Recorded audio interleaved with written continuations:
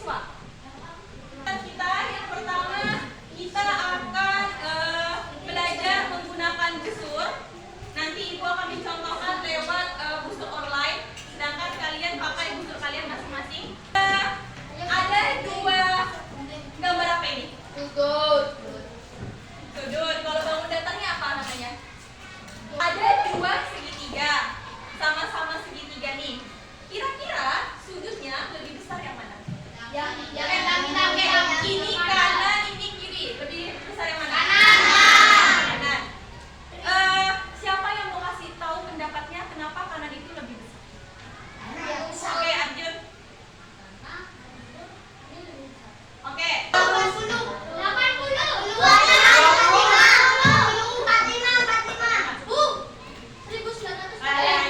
Ada yang bilang ini 50, 90, 45, 60. Ada yang bilang ini 110, 150. Beda-beda. 120, 120. Kira-kira jawaban yang mana yang paling benar? 120. Beda-beda ya. Kalau mau tahu jawaban yang paling tepat kira-kira ini tuh berapa gitu? Gimana caranya? Apa yang mengukur pakai busur. Makanya hari ini kita bakal belajar gimana sih cara pakai busur. Punya Mbak busurnya? Di dalam busur ini ada apa aja Bu? Kenapa